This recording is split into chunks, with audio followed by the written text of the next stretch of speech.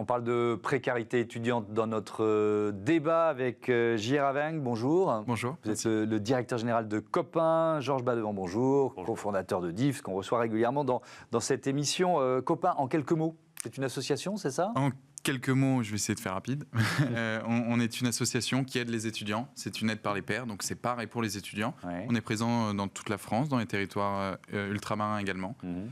Et donc, on fait chaque semaine des distributions alimentaires, donc de paniers, de fruits et légumes, de produits secs, de produits d'hygiène, tout ce dont on a besoin dans une semaine. Mais on fait également des sorties sportives, des sorties culturelles, des repas partagés. On vient d'ouvrir un restaurant dans le sud de Paris. Ouais. On a un festival, enfin tout un tas d'activités qui permettent de parler de ces sujets de précarité étudiante et de pauvreté de la jeunesse, mais qui permettent aussi aux jeunes de briser les barrières et de créer un lien social, parce que le sujet fondamental maintenant, c'est que les jeunes sont seuls et se sentent seuls. Ouais, la solitude, et effectivement, on ne parle pas que de précarité alimentaire, parce que souvent on a tendance à réduire la précarité étudiante à la précarité alimentaire.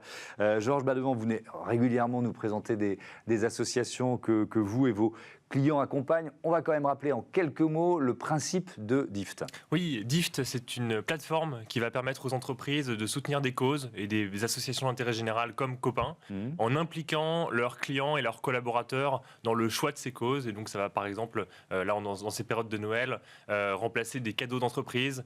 Une marque va pouvoir offrir un DIFT de 50 €, de 100 € par partenaire, que ce partenaire va pouvoir choisir à la cause de son choix, parmi un catalogue d'options. Et notamment, c'est ça, on choisit l'association, on choisit la cause. Exactement, on choisit la cause qu'on va soutenir, qui résonne avec ses valeurs, et ensuite on en reçoit des nouvelles tous les 2 mois pendant l'année qui vient.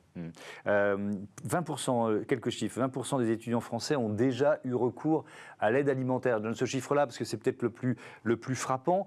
On en avait pris conscience au moment de la crise Covid. J.R. Aveng, est-ce que ça s'est amélioré, aggravé, stabilisé? On en est où aujourd'hui? Bon, c'est un peu toujours la grande question. Effectivement, on a pris conscience quand tout le monde a été confiné, et donc les jeunes, les premiers, se sont retrouvés seuls chez eux dans leurs petits appartements, sans les petits jobs, sans les revenus, et donc se retrouver assez rapidement, parce qu'à ce moment-là, on ne savait pas encore combien de temps ça allait durer, donc se retrouver assez rapidement à se dire j'ai plus d'argent, est-ce que je retourne voir ma famille et potentiellement je les mets en danger, ce genre de questions-là. Enfin voilà, toutes ces questions-là sont montées. Le sujet de la précarité étudiante a été mis sur la table et beaucoup de médias s'y sont intéressés. Et là, ça existait évidemment avant déjà. Et ça continue depuis, je suis bien d'accord. D'exister. Mais avant, ou toujours maintenant, mais on considère un peu que c'est un rite de passage pour devenir adulte. On apprend à se débrouiller, on apprend à s'en sortir.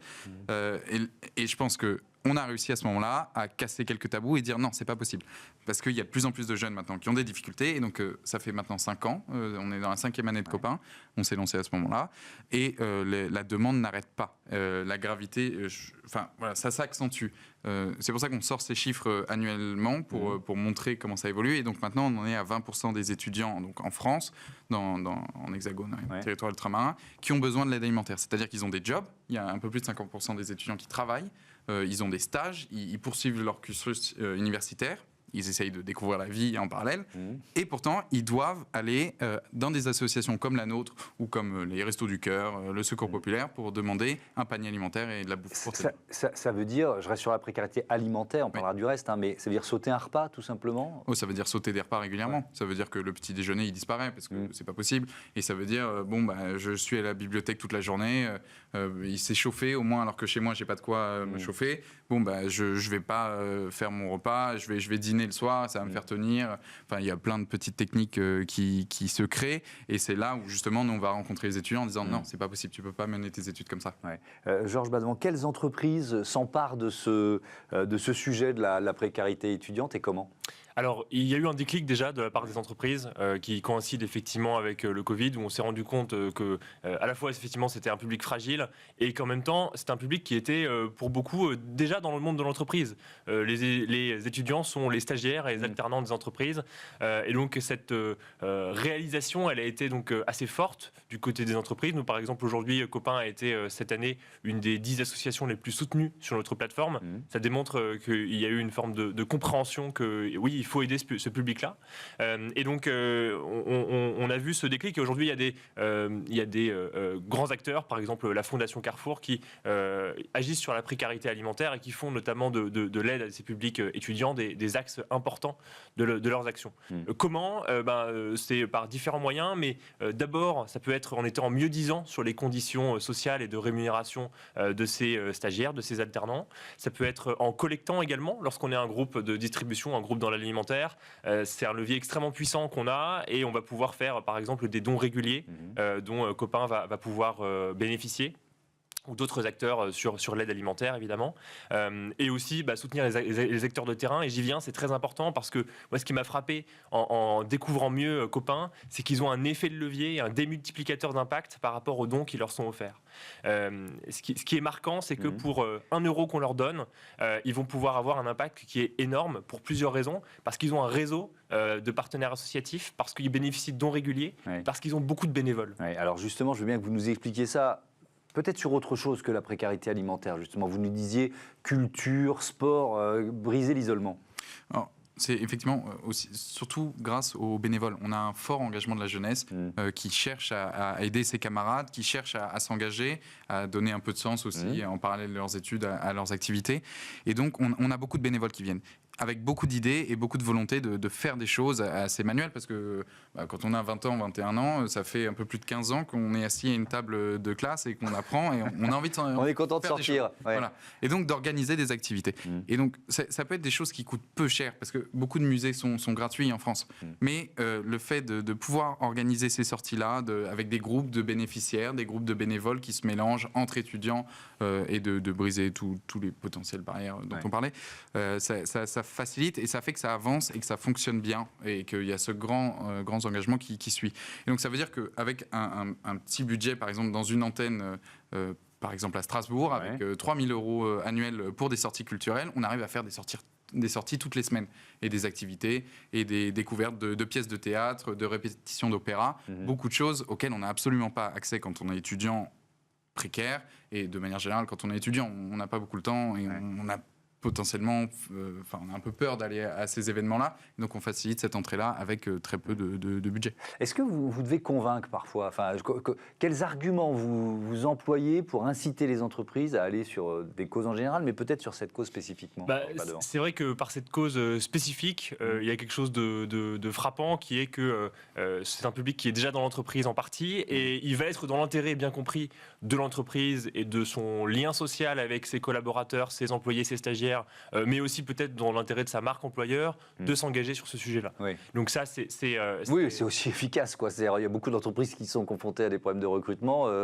Quand on peut afficher un engagement réel comme celui-là, c'est toujours bon pour la marque. C'est un impact qui est concret, c'est quand même frappant de se dire qu'aujourd'hui, il y a des étudiants qui n'arrivent pas à subvenir à leurs besoins en 2024 en France, et donc c'est ce qui va en général résonner chez les marques. Je voudrais qu'on parle de ce que vous venez d'ouvrir. Alors c'est quoi? C'est une cantine? C'est un restaurant? C'est un restaurant. Ça s'appelle La Copine, c'est ça? Ça s'appelle La Copine, c'est un restaurant.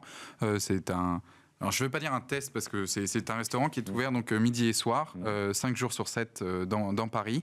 Et le but, c'est bien évidemment, si ça fonctionne, là on va faire pendant 12 mois, si ça fonctionne, d'en ouvrir plusieurs en France. C'est un restaurant. Avec quel principe en fait? C'est un restaurant ouvert à tous, avec un entrée, plat, dessert qui change chaque jour et donc, qui est fixe. Donc dans ce cas-là, ça peut faire penser à une cantine. Mais ça coûte 10 € le menu pour quelqu'un. Et ça coûte 3 € pour un étudiant. Et donc, on découvre petit à petit, alors, il y a beaucoup de jeunes qui viennent, 3 € et qui n'ont pas l'habitude d'aller au restaurant et donc qui redécouvrent un peu une vie sociale. Mais on découvre aussi toute une relation de solidarité intergénérationnelle qui se crée beaucoup avec les habitants du quartier, avec les retraités qui sont seuls et qui peuvent soudainement le soir se retrouver dans une ambiance jeune et festive. Enfin voilà, il y a un peu plus de 80 couverts par repas. Ça crée une vraie solidarité. Ouais, et c'est peut-être, espérons-le, le premier d'une longue série. Une nouveauté qui concerne Dift, avec une orientation aussi vers les particuliers, c'est ça? Exactement. Vers les citoyens consommateurs? C'est la période des fêtes, et qui dit période de fêtes dit période de cadeaux. Or, il se trouve que c'est aussi une période où parfois on offre des objets qui viennent de l'autre bout du monde, où on ne sait pas toujours quel cadeau utile offrir. Donc on a décidé d'ouvrir notre concept du gift aux particuliers. Et donc, dès aujourd'hui, les particuliers peuvent s'offrir des gifts, donc un don gift, un don cadeau à distribuer à la cause de son choix. Vous pouvez offrir à votre sœur, à votre copain, 10 euros, 50 euros pour la cause de son choix, et notamment soutenir des belles causes comme copain. Ouais. Tiens, il nous reste une minute. Il y a un dernier élément que je trouve intéressant, c'est l'accès aux droits. En préparant l'émission, j'étais un peu surpris de ça. Il y a beaucoup d'étudiants qui finalement passent à côté d'un certain nombre d'aides auxquelles ils ont droit. Toute la population, pas particulièrement des aides, mais de la compréhension administrative et juridique du système français. C'est assez difficile. Ça peut être difficile. Quand on a 18 ans et qu'on découvre soudainement, alors qu'on ne nous a pas vraiment préparé, ça se fait plutôt de manière familiale, mais donc beaucoup passent à côté. Donc on fait tout cet accompagnement pour comprendre comment ça fonctionne, pour comprendre effectivement les aides auxquelles les jeunes ont le droit, mais aussi comment ils peuvent... Enfin voilà, tout le système administratif auquel ils font face directement, parce qu'ils commencent à travailler, ils commencent à devoir payer des impôts. Donc on accompagne là-dessus beaucoup d'étudiants, tous ceux qui s'inscrivent en distribution alimentaire, donc un peu plus de 300 par distribution. Il y en a un peu plus de 25 par semaine en France, faites par copains. Ces étudiants-là peuvent directement en fin de distribution rencontrer dans un petit lieu d'échange et de parole nos bénévoles qui sont formés sur ces questions-là. Merci beaucoup à tous les deux Merci à vous. et à bientôt sur Be Smart for Change. On passe à notre rubrique Startup tout de suite.